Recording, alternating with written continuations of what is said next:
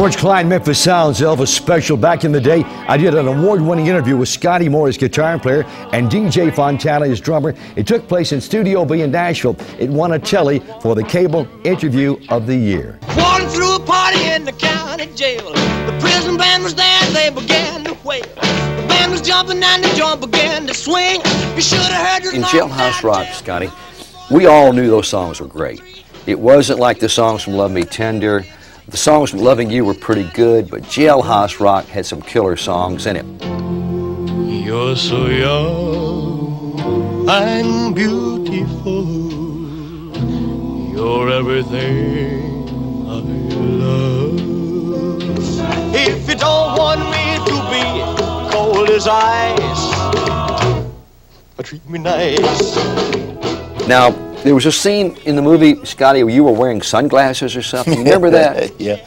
That's again, maybe I don't care. Maybe I don't care. Again, what happened on that? We were filming outside in the by a swimming pool. By the swimming pool, and in all the close-ups were done in the morning. And then after lunch, they set up back behind the pool for the long shots. And the sun had come around by that time. Was coming in on the little bandstand we were in. And I had on my sunglasses. Of course, the girl that's supposed to continuity, she missed it, and I didn't even think about it myself.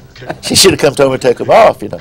Now when you see it, when they cut to that long shot, you see little black eyes, and then all of a sudden it's close enough.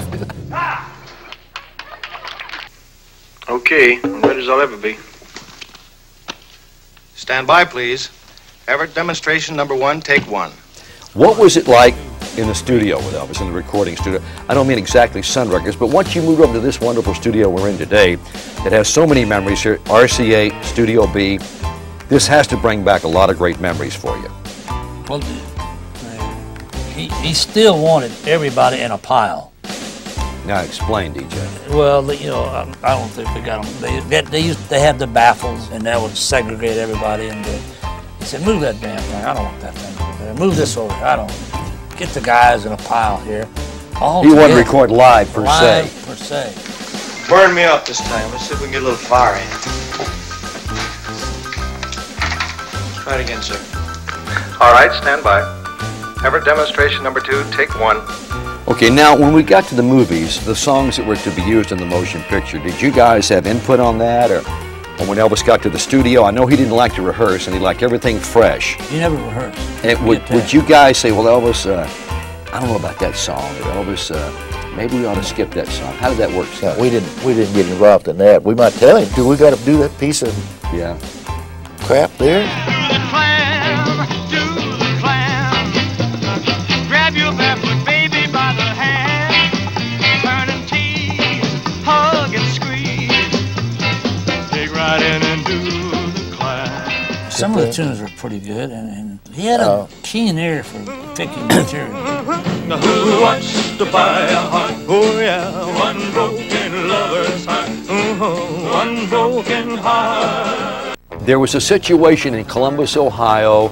It's midwinter, it's cold as heck. This guy who looks like a tackle for the Green Bay Packers comes in with a t-shirt on, and he throws his billfold down on the table. Toledo. And can you guys pick up the story there? This big guy, he's a big old boy. And back then, you know, the Levi's, the cigarettes and the t-shirt, and it was cold as hell, I'd say. And Elvis was coming down the elevator, so I ran out and got him. I said, hey, come on in, this lady's gonna do Love Me Tender. He says, okay. So he come in and sit down, and next thing you know, this big old boy comes in. He said, you're Elvis Presley? I said, yes, sir. He said, I come here to whoop you. I said, for what? I don't even know you. Sit down, I'll buy you a Coke, and we'll talk about it. Why don't you run along, Sonny, before I muss up your hair? He didn't want to hear it. It went on and on and on, so I got up. Bill got up next on the other side of Elvis, and I said, Elvis, get him. I said, he ain't that big. Bill on the other side. Hit him, hit him, hit him. I said, don't take that. You don't have to take that, Elvis. I said, punch him out. I said, he's not that big. He's a big old boy. Yeah. I could see his hands were just shaking. He was so mad. Elvis's hand. He was just going like this. He had a lot of nervous energy. Yeah, and I kept saying, don't take that stuff off of him. He's not that big. We'll help you. Well, the guy went to swing. Scotty jumped on his back. We threw Scotty over the bar rail. And that made Elvis mad. And he must, I don't know how many times he hit that guy. The bottom line, guys, is that Elvis could handle himself when it came to fisticuffs. Oh, yeah. Yeah, he was good at Not it. only in movies, but he could duplicate it on the road if the real thing came along. Lightning fast. He could hit you 10 times, you didn't know where he was coming from.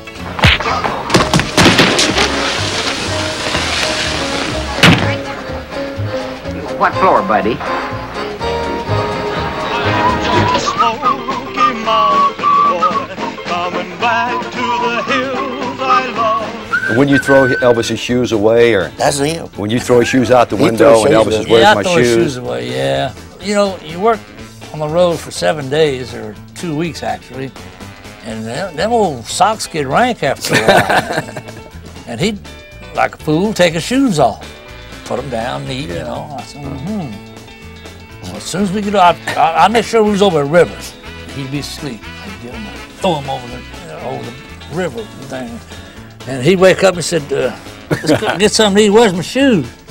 I said, they're back down the road. So we got to go back and get them. I said, well, we can't go back and get them, Elvis. They're down the Mississippi River. Here, put these on. Where are you going? I'll be back in a minute. Whoa, whoa, whoa. Hey!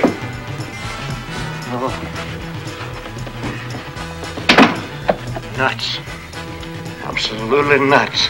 In the late 50s, I'd say 56-ish or 57-ish, before he went in the Army, when we were on the road, I would be traveling with Elvis in one car, but you didn't travel with us. Why was that? Because of when we get where we're going, there's going to be a crowd waiting for him usually So we didn't want at the Okay. hotel and everything. And we tried to divert around that and go on and do our thing. So you were sort of a decoy. No, he was in decoy. Oh, Well, Scotty, why did Colonel Parker put the band in one hotel, Elvis in another? That was our That was our choice again. Oh, it was your choice? Yes, sir. Now, why was that? All the girls were with Elvis. Well, sometimes. Come on, everybody, and whistle this tune right now. Come on, everybody, and stomp your feet real loud. Come on, everybody, take a real deep breath and repeat after me. Where did Elvis's dancing come from on stage? I think he learned it from the gospel people. You know, they used to dance. And the black shout. entertainers, maybe? Yeah. And, The Drifters, Clover he- Splatters, he Jackie loved Wilson, all those that. guys. I just think he picked a bit up here and a bit up there and a bit up, you know, just everywhere. Because Elvis always said he didn't like an entertainer when he would go see one who would just stand there and play the guitar and sing. He thought you had to give him more of a show. Well, he was right. He did. And how did that affect you guys on stage? Because it was hard to follow him in those early days, Scotty. They didn't have those sophisticated stage monitors and the earphones. And The minute you took your eye off him, you were lost. You don't know any dance steps that I knew. tell us about how Elvis started shaking his leg at the Overland Park show. It was a Slim Whitman show, maybe? Slim Whitman was the headliner. So anyway, we go on, and he's playing guitar, and the girls started, especially down in the front row, they started squealing and carrying on. When we did the second song, the same thing happened. We'd go off, and he said, "So where are those girls? Where's the matter with them?" And what it was, most guys standing up playing a rhythm guitar would stand flat-footed, pat their foot, keep them tight. He'd go up on the balls of his feet like this. And in doing so, he's balancing and playing rhythm at the same time. I mean, it looked like a covey of quail in the pitches. Everybody in the wholesale block was dancing to the daylight rock. And that's what got him all excited. That's how it originated, so he parlayed that into And part then of he his just- whole act. Viva Las Vegas!